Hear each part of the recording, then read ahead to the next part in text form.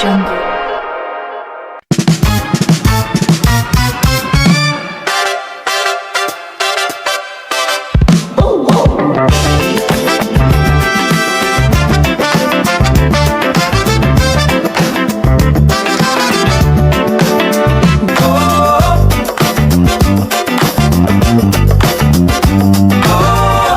Hey, what's up guys? Mabuhay at magyaw. Welcome to Public Ethics Podcast where we discuss important social and political issues in the Philippines through the lens of ethics and responsible citizenship.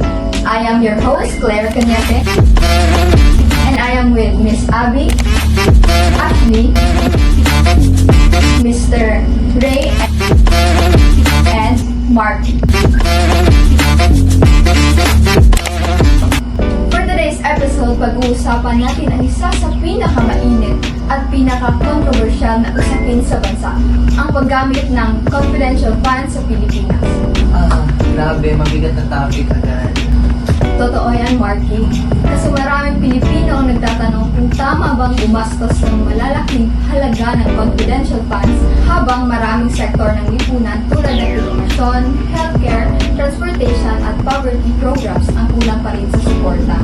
At mahirap din naman kasi para sa mga tao na maintindihan kung saan talaga napupunta ang pondo dahil sa limitado ang impormasyon na nilalabas sa publiko. Yes, kaya nga nagiging issue talaga ang transparency at accountability. Exactly! Kaya ang goal natin today is hindi lang basta magbigay ng opinion, kundi i-analyze ang issue gamit ang iba't ibang ethical frameworks tulad ng utilitarianism, deontological ethics, natural law, at virtue ethics. Kaya ready na ba kayo? Yes! Sige, simulan natin. Miss Ashley, from the perspective of utilitarianism, ethically acceptable ba ang paggamit ng confidential funds? Salamat, Ms. Claire. No? So, sa utilitarianism, ang focus natin ay yung consequences o ang resulta ng isang action. So, ang isang desisyon ay matatawag natin siya na ethical kung ito ay nakakapagbigay ng greatest good for the greatest number of people. So, parang tinitimbang kung alin ang mas maraming nakakapakinabang at alin ang mas maraming nasasaktan. Exactly, Abby. Kaya nga sa issue ng confidential funds, sinasabi ng ilang government officials na kailangan ang confidential funds para sa ating national security, sa ating intelligence operation, and also sa ating public safety. So, which sounds reasonable naman at first? Yes, kaya nga Marky, pero ito talaga yung totoong tanong. Mas marami bang Pilipino ang totoong nakikinabang sa confidential funds?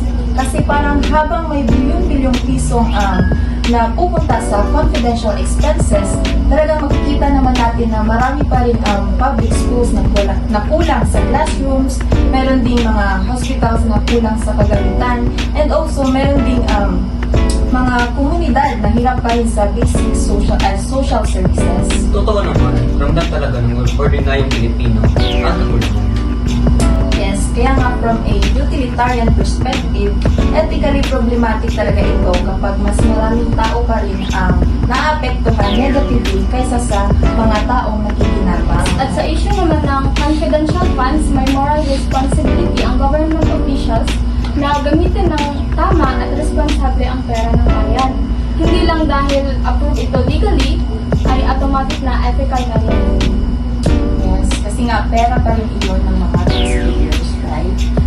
Tama, at dahil pera ay ng mamamayan, obligasyon ng public officials na maging transparent at accountable. At kapag limitado ang informasyon o may suspicions of misuse, nasisira ang trust ng tao sa government institutions. So kapag nawala ng tiwala ang mga tao, mas lalong nagkakaroon ito ng division sa ating lipunan. Exactly, Marky. Kaya, under the deontological ethics, public officials must fulfill their duty honestly and responsibly, regardless of political interest or personal gain. Ang lakas ng duty regardless of personal gain. Ngayon naman, tingnan natin ito from the perspective of human dignity and the common good. Mr. Ray? Salamat, Miss Claire. Sa natural law, ang focus natin ay human dignity, justice at the common good. So meaning, dapat inuuna kung anong makakabuti sa tao at sa lipunan. Yes, exactly. According kina Aristotle at Thomas Aquinas, ang role ng government at law ay protektahan ang welfare ng mga tao. maayos at makataong pamumuhay. So, in what way na-connected siya sa confidential funds? Kapag nakikita ng mga tao na malaki ang halaga ng public funds, ang hindi malinaw kung paano ginagamit. Maraming citizen ang nagtatanong kung talagang napoprotektahan ba ang welfare ng publiko. Yes, especially kapag maraming Pilipino ang nagigilap. Tama. Habang may issues sa education, healthcare, transportation at power, natural na itanong ng mga tao kung patas ba ang allocation ng government resources. Under natural law, ethical governance should always prioritize justice, fairness, and peace. Yes, so kapag hindi nararamdaman ng tao ang benefit ng public funds, talagang nagiging ethical concern siya. Exactly. Kasi ang tunay na purpose ng public service ay ang common good, not personal or political interest. What a very powerful point. Public service should always serve the people. Ngayon naman, pag-usapan natin ang role ng character at leadership. Marky? Salamat host. So sa virtue ethics naman tayo. So hindi lang rules o consequences ang focus natin, kundi mga moral character ng ating mga leaders.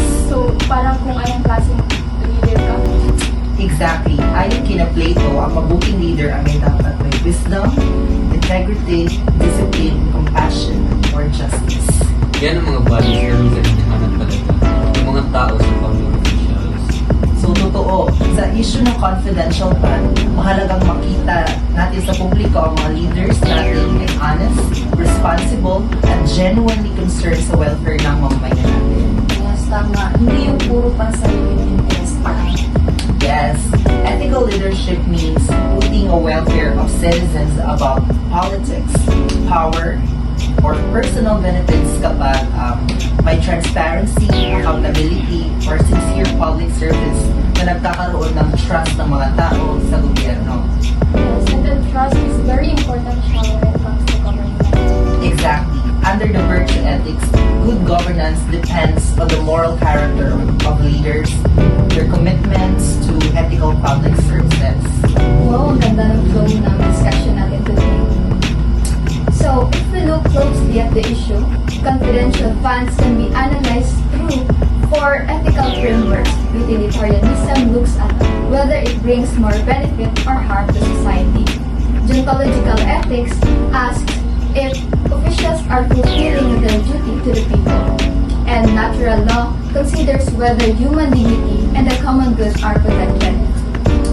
And lastly, virtue ethics evaluates whether leaders show honesty, justice, and compassion.